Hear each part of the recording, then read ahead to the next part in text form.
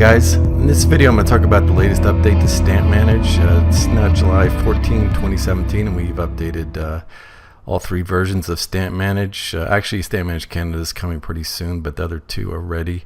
And so to download the update, as usual, you just select Help, check for updates, and it'll prompt you to download the latest update. Now, what's in the latest version?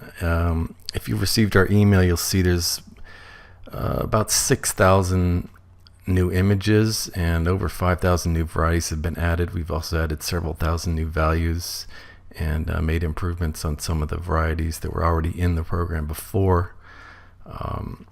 So, for example, the United States, we've added all the way up to 52. It's got number 5200, which is May 2nd, 2017. And by the way, if you ever want to look at a particular year, for example, let's say I want to see all the 2017 stamps in United States stamps in Stampmanage, all you got to do is click on this year tab, expand United States, and then you just click on the year you want to look at.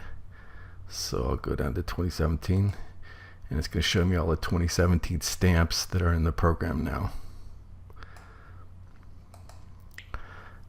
So what else? Yeah, there was a few people were having a problem. If you had a display that had a height of 768 or less, it was not showing the stamp album fields that are in the program.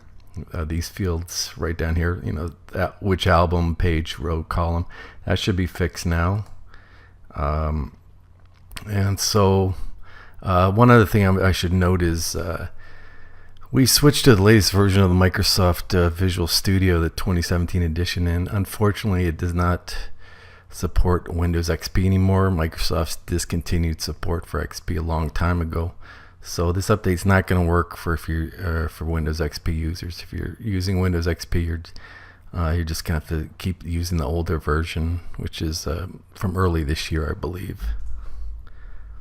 So I think that about covers it. Thank you very much for watching. Take care and goodbye.